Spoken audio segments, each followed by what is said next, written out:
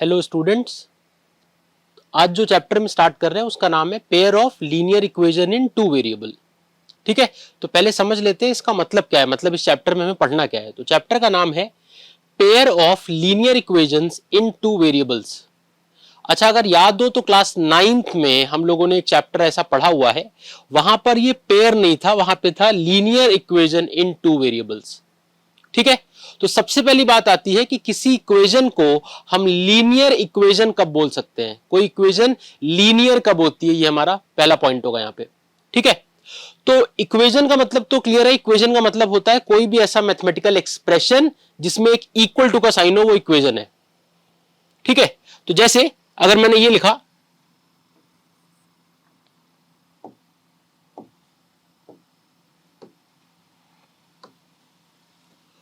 2x plus 1 is equals to 7। ठीक है, तो यहां पे अगर देखो तो इक्वल टू का साइन है और जो वेरिएबल है हमारा यहां पर x, उस वेरिएबल के ऊपर जो हाईएस्ट पावर है वो कितनी है, 1। ठीक है, तो हाईएस्ट पावर 1 होने का मतलब है कि ये लीनियर है। कोई भी इक्वेशन लीनियर तब होगी जब उसमें जो भी वेरिएबल आ रहा होगा, वेरिएबल के ऊपर जो हाईएस्ट पावर होगी वो 1 होगी। ठीक है, और उसमें इक्वल टू का साइन अगर होगा तो इक्वेशन है। तो इसका मतलब लीनियर इक्वेशन, हमारी कोई इक्वेशन लीनियर इक्वेशन तब होगी जब वहां पर जो वेरिएबल इन्वॉल्व है उसके ऊपर हाईएस्ट पावर 1 होगी। ठीक है, और इक्वल टू का साइन होगा। तो यहां पे 2x प्लस 1 इक्वल्स टू 7 लिखा है। यहां पर x क्या है, हमारा x हमारा वेरिएबल है और वेरिएबल के ऊपर कोई भी स्क्वायर या क्यूब नहीं लगा हुआ है। x की हाईएस्ट पार्ट जो है वो 1 है, इसलिए ये इक्वेशन हमारी लीनियर इक्वेशन है। ठीक है, ये बात क्लियर है।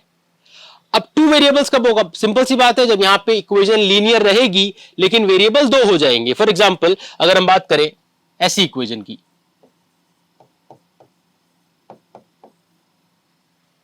ठीक, तो ये क्या है, ये भी लीनियर है, इक्वल टू है यहां पे, तो इक्वेशन तो है ही।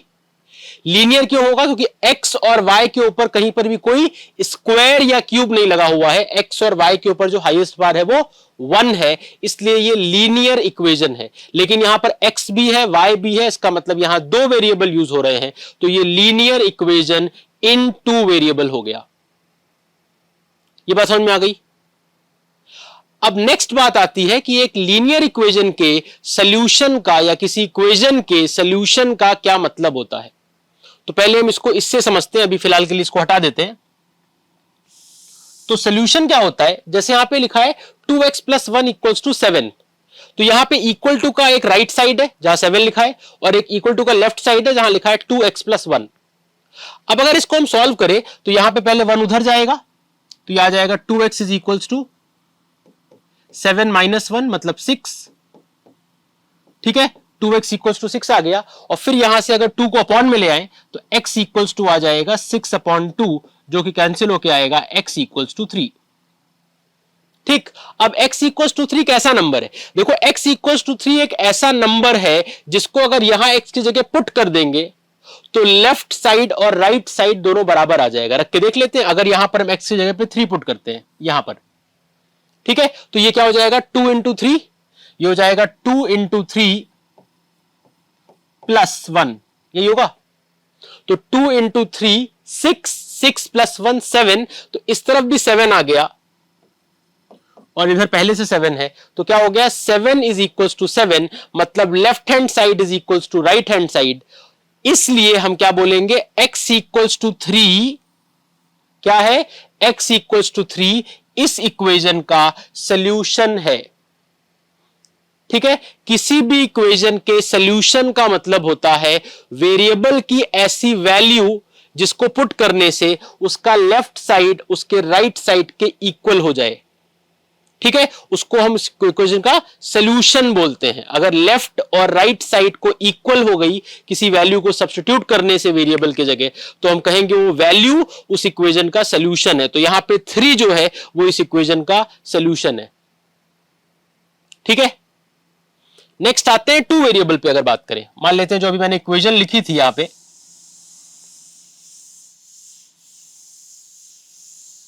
वो मैंने क्या लिखी थी, वो इक्वेशन मैंने लिखी थी टू वेरिएबल की जो लिखी थी, वो लिखी थी 2x plus y is equals to 7, ये इक्वेशन लिखी थी। ठीक है, अब यहां पे अगर देखो तो यहां पे भी लीनियर है। लीनियर क्यों है? क्योंकि x और y के ऊपर हाईएस्ट पावर 1 है। वेरिएबल जो है x और y का कहीं पर भी स्क्वायर या क्यूब या पावर 4 ऐसा कुछ नहीं है, तो ये लीनियर है। अब अगर हम सोल्यूशन की बात करें तो अगर हम यहां पे x की जगह 3 रख दें, एग्जांपल ले रहे हैं, x की जगह 3 रख दें और y की जगह 1 रख दें, ठीक है, तो 2 इंटू 3 यह आ जाएगा 2 इंटू 3 6 प्लस 1 इक्वल्स टू 7, तो 7 इक्वल्स टू 7। इसका मतलब x equals to 3 and y equals to 1 इस इक्वेशन का सोल्यूशन होगा। मतलब ये जो वैल्यूज हैं, पेयर ऑफ वैल्यूज जो हैं, ये इस इक्वेशन का सोल्यूशन है। ठीक है, क्यों सोल्यूशन है? क्योंकि इस वैल्यू को पुट करने से left hand side right hand side के इक्वल हो जा रही है। अब नेक्स्ट पॉइंट ये आता है कि क्या यही एक सिंगल सोल्यूशन होगा इसका? जैसे जो अभी मैंने पिछला क्वेश्चन किया था जिसमें सिंगल वेरिएबल था, वहां x की वैल्यू 3 आ रही थी, वही उसका सिंगल सोल्यूशन है और कोई सोल्यूशन नहीं होगा। लेकिन जब हम दो वेरिएबल्स में आते हैं, टू वेरिएबल्स को डील करते हैं, तो उस केस में इनफाइनाइट सोल्यूशन एग्जिस्ट करते हैं। दैट मींस एक linear equation in two variables के इनफाइनाइट सॉल्यूशंस हो सकते हैं। ठीक है, तो यहां पर ऐसा नहीं है कि x इक्वल्स टू 3 और y इक्वल्स टू 1 ही एक वैल्यू है जिसके लिए लेफ्ट और राइट साइड इक्वल होगा। कई सारी वैल्यूज हो सकती है। फॉर एग्जांपल अगर हम x को 2 ले लें, x को 2 और y को 3, अगर हम x को 2 पुट कर दें और y को 3 पुट कर दें, तो देखो 2 इंटू 2 4, 4 प्लस 3 7 आ रहा है। और ऐसा मैंने एक एग्जांपल ये दिखा, एक एग्जांपल यहां लिखा है, ऐसे बहुत से एग्जांपल हो सकते हैं। तो दैट मींस एक linear equation in two variable के हमेशा इनफाइनाइट सॉल्यूशंस होते हैं। अगर कोई भी ऐसी इक्वेशन है जिसमें दो वेरिएबल है और इक्वेशन लीनियर है, तो उसके बहुत सारे सॉल्यूशन होंगे, इनफाइनाइट सॉल्यूशंस होंगे। ठीक है, ये बात समझ में आ गई। अब बात आती है कि linear equation in two variable का स्टैंडर्ड फॉर्म क्या होता है। ठीक है, एक linear equation in two variable का स्टैंडर्ड फॉर्म क्या होता है या जनरल फॉर्म क्या होता है? तो जो स्टैंडर्ड फॉर्म होता है वो होता है ax plus by plus c equals to 0। ये linear equation in two variable का स्टैंडर्ड फॉर्म है। ठीक है, स्टैंडर्ड फॉर्म का मतलब यह है कि हर इक्वेशन को हम ऐसे लिख सकते हैं, ऐसे एक्सप्रेस कर सकते हैं। तो जैसे अगर कोई इक्वेशन हमारी ऐसी है 2x minus 3y is equals to 10। ठीक है, तो हम क्या कर सकते हैं? पहली बात तो हम 10 को इधर ला सकते हैं, तो इक्वेशन क्या हो जाएगी? इक्वेशन हो जाएगी 2x माइनस 3y। 10 इधर आएगा तो उसका साइन चेंज होगा, 10 जब इस तरफ आएगा तो उधर प्लस 10 है, इधर आएगा तो माइनस 10 हो जाएगा, तो ये हो जाएगा माइनस 10 इज इक्वल्स टू 0। ठीक है, तो अब अगर हम इस इक्वेशन को इस स्टैंडर्ड फॉर्म से कंपेयर कर लें, तो कंपैरिजन पे ये निकल कर आता है कि यहां पर a है और यहां पर उसी जगह पे 2 है, तो इसका मतलब a की वैल्यू कितनी आएगी? 2। ठीक है, यहां पर b है, यहां पर उसी जगह पे -3 है, तो इसका मतलब b की वैल्यू कितनी आएगी? -3। और यहां पर c है, यहां उसी जगह पे क्या है? -10। याद रखना, साइन को साथ में लिया जाएगा। तो यहां पे c है, वहां पे -10 है, तो इसका मतलब c की वैल्यू कितनी आएगी? c की वैल्यू आएगी -10। ठीक है, तो किसी भी linear equation in two variable को हम उसके standard form ax plus by plus c equals to 0 से कंपेयर करके वहां से a की वैल्यू, b की वैल्यू और c की वैल्यू निकाल सकते हैं। जैसे कि इस इक्वेशन के लिए a 2 होगा, b -3 होगा और c हमारा -10 होगा। ठीक है, तो अभी हमने क्या क्या पढ़ लिया? हमने 3 चीज पढ़ ली। पहली चीज, linear equation in two variable होता क्या है, मतलब इक्वेशन को कब लीनियर कहते हैं। सेकेंड पॉइंट कि उसका स्टैंडर्ड फॉर्म क्या होता है। और थर्ड पॉइंट, किसी भी इक्वेशन के सॉल्यूशन का मतलब क्या होता है। अगर हम कह रहे हैं कि ये इस इक्वेशन का सॉल्यूशन है तो इसका मतलब क्या होता है। तो ये 3 पार्ट हमारा कवर हो गया। ठीक है, अब बात आती है कि इस चैप्टर का नाम है pair of linear equation in two variable. इसका मतलब यहां पर हमें हर क्वेश्चन में इस तरह की एक इक्वेशन नहीं, इस तरह की एक पेयर ऑफ इक्वेशन मिलेगी। पेयर ऑफ इक्वेशन मतलब कि हमें इस तरह की 2 इक्वेशन मिलेगी हर एक क्वेश्चन में कोई भी क्वेश्चन हमारे सामने आएगा, हमें उस क्वेश्चन में इस तरह की मतलब लीनियर फॉर्म की दो इक्वेशन एक साथ मिलेगी। ठीक है, और हमें क्या करना है, हमें यह चेक करना है सबसे पहले कि क्या ऐसा कोई कॉमन सॉल्यूशन होगा। कॉमन सॉल्यूशन का मतलब यह है, फॉर एग्जांपल जैसे एक क्वेश्चन ये यहां पे लिखा हुआ है, show that x equals to 2 and y equals to 1 is solution of the equations this and this. तो जैसा मैंने कहा कि यहां पे हमें दो इक्वेशन मिलेगी एक साथ, ठीक है, और हमें उसका सोल्यूशन पहले चेक करना है कि क्या सोल्यूशन एग्जिस्ट करेगा भी कि नहीं करेगा। पहला टॉपिक हमारा ये है कि हमें चेक करना है कि दो इक्वेशन है, ऐसे इक्वेशन ये है 3x minus 2y is equals to 4 और दूसरी इक्वेशन दी है 6x minus 4y is equals to 8। ठीक है, सबसे पहला काम, हमें हर क्वेश्चन में से दो इक्वेशन मिलेगी, फर्स्ट इक्वेशन और सेकंड इक्वेशन। ठीक, सबसे पहला काम हमें यह चेक करना है कि क्या इनका कोई कॉमन सॉल्यूशन एग्जिस्ट करेगा। यह हमारा पहला टॉपिक है इस चैप्टर में। कॉमन सॉल्यूशन का मतलब यह होता है, जैसे इस क्वेश्चन में दिया, अभी इनको सॉल्व करके दिखाएंगे। कॉमन सॉल्यूशन का मतलब होता है क्या कोई ऐसी वैल्यू मिल सकती है एक्स और वाई की जिसको सब्स्टिट्यूट करने से केवल इस इक्वेशन का एलएचएस आरएचएस नहीं, दोनों इक्वेशन का एलएचएस आरएचएस इक्वल हो जाए।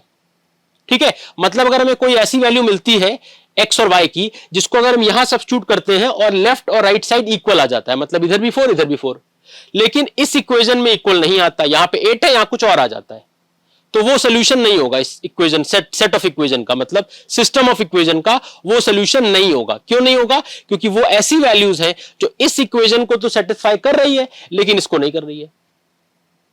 ठीक है, इसी का अगर उल्टा हो जाए, मतलब अगर x और y की कुछ ऐसी वैल्यू हमें मिले जो कि इसको सेटिस्फाई कर दे, इसका लेफ्ट और राइट साइड इक्वल हो जाए लेकिन इसको सेटिस्फाई ना करे, इसका लेफ्ट और राइट साइड इक्वल ना हो पाए, ठीक है, तो वो भी हमारा सॉल्यूशन कंसिडर नहीं किया जाएगा।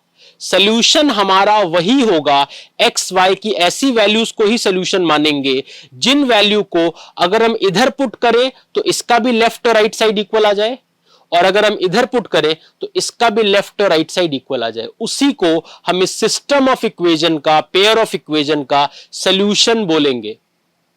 ठीक है, ये बात समझ में आ गई।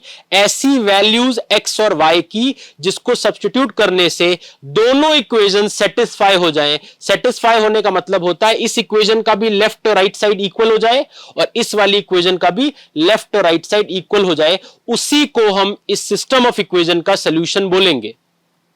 ठीक है, जैसे यहां पे क्या बोला है, x equals to 2 y equals to 1, तो अगर हम यहां पे x की जगह 2 रखें और y की जगह 1 रखें, सबसे पहले इस वाली इक्वेशन में, ठीक, x की जगह पे 2 और y की जगह पे 1, तो अगर इसको हम सॉल्व करें, x की जगह पे 2 रख रहे हैं तो ये क्या आ जाएगा, 3 into 2 minus 2 into 1। Left side खाली सॉल्व कर रहे हैं, चेक करते हैं 4 आता है कि नहीं आता है, तो कितना आएगा, 3 इंटू 2 6 माइनस 2 इंटू 1 2, 6 माइनस 2 कितना होता है, 6 माइनस 2 होता है 4। ठीक, तो देखो इधर 4 है, इधर भी 4 आ गया, दोनों तरफ क्या आ गया, 4 एंड 4। इसका मतलब यह है कि ये वाली इक्वेशन सेटिस्फाई हो गई इन वैल्यूज से, मतलब ये वैल्यूज इस वाली इक्वेशन का सॉल्यूशन है। लेकिन अभी हम ये नहीं कह सकते कि ये इस पूरे सिस्टम का सॉल्यूशन है। क्यों नहीं कह सकते? क्योंकि अभी हमें ये भी चेक करना पड़ेगा कि क्या ये वैल्यू इस इक्वेशन को सेटिस्फाई कर रही है, अभी इसको भी चेक करना पड़ेगा। तो अगर इन्हीं वैल्यूज को हम इसमें सब्स्टिट्यूट कर दें, ठीक, तो क्या आएगा, 6 इंटू एक्स क्या रखना है, 2 माइनस 4 इंटू वाई की जगह रखना है 1। ठीक है, तो 6 इंटू 2 कितना आएगा, 12, 12 माइनस 4, तो यह आ जाएगा 12 माइनस 4 इज इक्वल्स टू 8। तो यहां पर 8 आ रहा है, इधर भी 8 है, इसका भी लेफ्ट और राइट साइड इक्वल हो गया। इसका मतलब ये वैल्यूज रखने पे x इक्वल्स टू 2 और y इक्वल्स टू 1 रखने पर इसका left and right side equal हो गया और इसका भी left and right side equal हो गया। इसका मतलब कि ये इसका भी सॉल्यूशन है और इसका भी सॉल्यूशन है, दैट मींस दोनों का कॉमन सॉल्यूशन है। और इस चैप्टर में हमें पूरा जो कॉन्सेप्ट है वो कॉमन सॉल्यूशन का ही डील करना है। मतलब हमें हर जगह दो इक्वेशन मिलेगी, हमें उन दोनों इक्वेशन के कॉमन सॉल्यूशन को ही हम सॉल्यूशन बोलेंगे। इस चैप्टर में जब भी हम सॉल्यूशन वर्ड का यूज करेंगे, इसका मतलब है उन दोनों का कॉमन सॉल्यूशन। ये बात समझ में आ गई? ठीक है, ओके। अब नेक्स्ट, जैसा मैंने कहा, हमारा सबसे पहला टॉपिक है कि हम ये चेक कैसे करेंगे इक्वेशन को कि क्या इनका, देखो हमेशा जरूरी तो नहीं है कि कोई ऐसी वैल्यू मिल ही जाएगी जिससे कि इसका एलएचएस आरएचएस और इसका एलएचएस आरएचएस इक्वल हो जाए। ऐसा भी तो हो सकता है ऐसी कोई वैल्यू हो ही ना, एक्स वाई ऐसी कोई वैल्यू ना जनरेट कर पाए, ऐसी कोई वैल्यू एक्स वाई की ना हो जिसके लिए इसका एलएचएस आरएचएस और इसका एलएचएस आरएचएस दोनों इक्वल हो जाए। ठीक है, वैसे तो इसके सोल्यूशन कितने हैं, ये एक सिंगल इक्वेशन अगर डील करो, अगर इसको ना देखो अभी ये सिंगल इक्वेशन देखो, तो मैंने बताया ना एक pair of linear equation in two variable के इनफाइनाइट सोल्यूशन होते हैं, तो इसके इनफाइनाइट सोल्यूशन है। ठीक है, उसी तरह से ये जो सेकंड इक्वेशन है ये भी पेयर ऑफ लीनियर, पेयर मतलब कि एक पेयर ऑफ वेरिएबल है और लीनियर इक्वेशन है, तो इसका मतलब इसके सोल्यूशन कितने होंगे, इसके सोल्यूशन भी इनफाइनाइट होंगे। लेकिन हमें मतलब कॉमन सोल्यूशन से, सिंगल वे में अगर देखा जाए, एक इक्वेशन को अलग से देखा जाए तो इसके इनफाइनाइट सोल्यूशन है, इस इक्वेशन को अलग से देखा जाए तो इसके इनफाइनाइट सोल्यूशन है। लेकिन अगर हम पूरे पेयर को देखें एक साथ दोनों इक्वेशन को, तो ऐसा हो सकता है ना कि इसके जो इनफाइनाइट सोल्यूशन है और इसके जो इनफाइनाइट सोल्यूशन है वो सब अलग अलग हो, मतलब एक भी सोल्यूशन कॉमन ना हो। ठीक है, तो अगर एक भी सोल्यूशन कॉमन नहीं होगा तो हम ये कहेंगे कि सिस्टम ऑफ इक्वेशन का कोई सोल्यूशन एग्जिस्ट नहीं करता। ठीक है, तो अभी हमारा जो नेक्स्ट टॉपिक है हमें उसमें यही देखना है कि क्या कॉमन सॉल्यूशन एग्जिस्ट करता है या नहीं करता, और पता कैसे करेंगे कि एग्जिस्ट कर रहा है या एग्जिस्ट नहीं कर रहा है कॉमन सॉल्यूशन। ठीक है, तो हमारा जो टॉपिक है उसका नाम है कंसिस्टेंसी एंड इनकंसिस्टेंसी। ठीक है, टॉपिक है कंसिस्टेंसी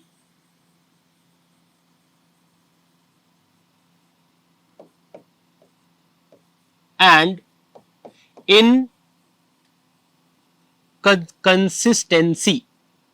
अब ये होता क्या है, ध्यान से समझना।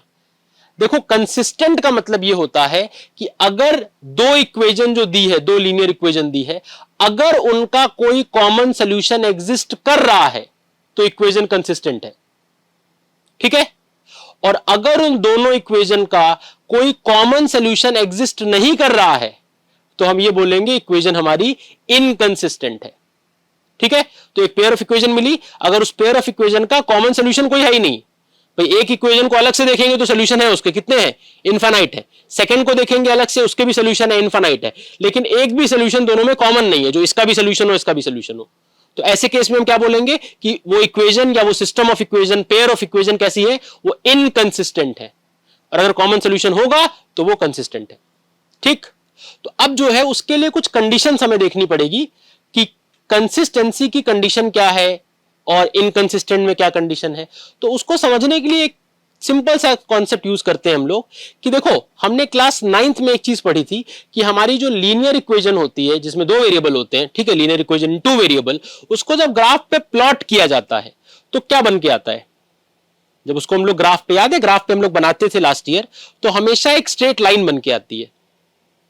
ठीक है, तो दो स्ट्रेट लाइंस अगर हम एक ही ग्राफ पे बनाएं, ठीक है, तो क्या क्या पॉसिबिलिटी है। देखो, पहली पॉसिबिलिटी हो सकती है कि हमने एक लाइन बनाई, ठीक है, और फिर उसी ग्राफ पे, अच्छा ये लाइन क्या रिप्रेजेंट कर रही है, ये लाइन हमारी फर्स्ट वाली, दो इक्वेशन मिलेगी हमें एक साथ, तो ये वाली लाइन हमारी फर्स्ट इक्वेशन को रिप्रेजेंट कर रही है। ऐसी ही हमें एक लाइन और चाहिए क्योंकि एक इक्वेशन और है, तो उस इक्वेशन को रिप्रेजेंट करने के लिए हमने एक लाइन और बनाई। ठीक, तो ये वाली जो लाइन है ये हमारी फर्स्ट इक्वेशन को रिप्रेजेंट कर रही है। इस लाइन पे कितने पॉइंट्स हैं, इस पे इनफाइनाइट पॉइंट्स हैं, और वो सारे इनफाइनाइट पॉइंट्स क्या है, इस लाइन के सोल्यूशन है। तो इंडिविजुअली अगर अलग से देखा जाए तो इस लाइन के कितने सोल्यूशन हो गए, इनफाइनाइट। उसी तरह से हमारे पास एक दूसरी लाइन हमने बनाई, उस पे भी इनफाइनाइट पॉइंट है तो उसके भी इनफाइनाइट सोल्यूशन है। इसका मतलब इस लाइन के भी कितने सोल्यूशन हो गए, इनफाइनाइट। लेकिन हमें जो मतलब है वो किस चीज से मतलब है, हमें मतलब है कॉमन सोल्यूशन से। तो अगर हमें कॉमन सोल्यूशन से मतलब है, मतलब हमें इस बात से मतलब होना चाहिए कि क्या दोनों लाइन मीट करेंगी, क्या कोई पॉइंट उस पे कॉमन होगा। क्योंकि लाइन पे आने वाला कोई भी पॉइंट, जैसे अगर ये एक पॉइंट है तो मतलब वो लाइन का सोल्यूशन हुआ इक्वेशन का, ठीक है, तो इस पे इनफाइनाइट पॉइंट है तो इसके इनफाइनाइट सॉल्यूशन है, इस पे भी इनफाइनाइट पॉइंट है तो इस पे भी इनफाइनाइट सॉल्यूशन इसके भी है। एक पॉइंट अगर दोनों में कॉमन मिल जाता है, ठीक है, जैसा यहां पर एक कॉमन पॉइंट है, तो हम ये कहेंगे कि ये जो पॉइंट है उसके जो कोऑर्डिनेट्स हैं, मतलब एक्स और वाई की जो वैल्यू है, वो इस सिस्टम ऑफ इक्वेशन का, इस पेयर ऑफ इक्वेशन का कॉमन सॉल्यूशन होगा। ठीक है, तो यहां पर फर्स्ट केस क्या हो सकता है? फर्स्ट केस हो सकता है कि दोनों लाइंस आपस में मीट करें। अगर दोनों लाइन मीट करती हैं तो हम कहते हैं कि उनका एक कॉमन सॉल्यूशन होगा। कितने कॉमन सॉल्यूशन होंगे? केवल एक। तो इसलिए इसको हम क्या कहते हैं? इसको हम कहते हैं यूनिक सॉल्यूशन। यूनिक मतलब होता है एक सिंगल, तो यूनिक सॉल्यूशन। और अगर लाइन की बात करें तो लाइंस कैसी है? ये लाइंस है इंटरसेक्टिंग लाइंस, इंटरसेक्टिंग लाइंस।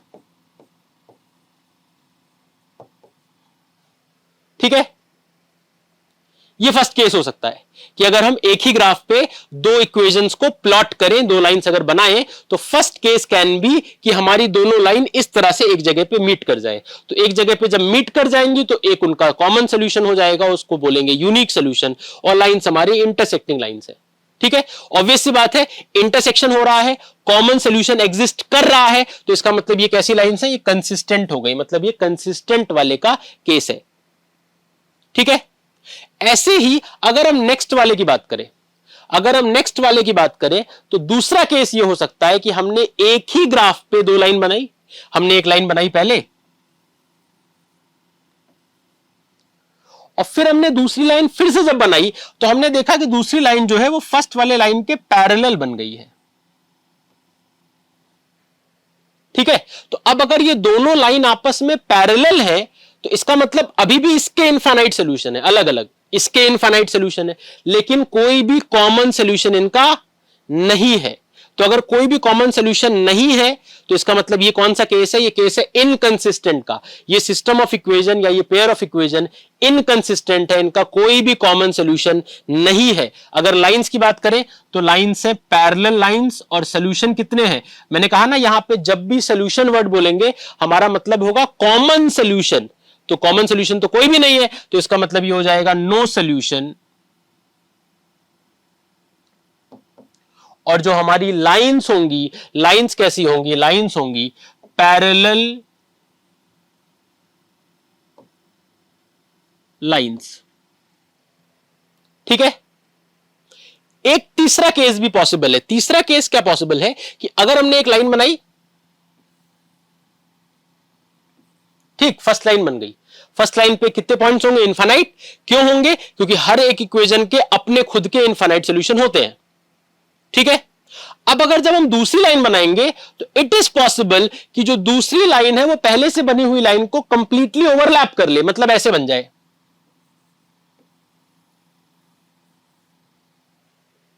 ठीक है, तो यहां पे क्या है? यहां पे सारे के सारे पॉइंट्स ही कॉमन है। इसका मतलब फर्स्ट लाइन पे जितने पॉइंट्स थे वो सारे पॉइंट सेकेंड लाइन पे फिर से हैं।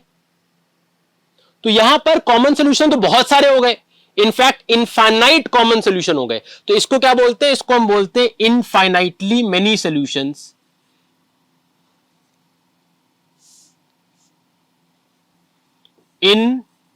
Infinitely many solutions. ठीक है, यहां पर इनफाइनाइट सॉल्यूशंस है। सॉल्यूशन मतलब मैंने कहा यहां पे जब भी सॉल्यूशन वर्ड यूज करेंगे मतलब कॉमन सॉल्यूशन, तो इनफाइनाइटली मेनी सॉल्यूशंस है। और यहां पे लाइंस की बात करें तो लाइंस कैसी है? लाइंस है ओवरलैपिंग या फिर कोइंसिडेंट।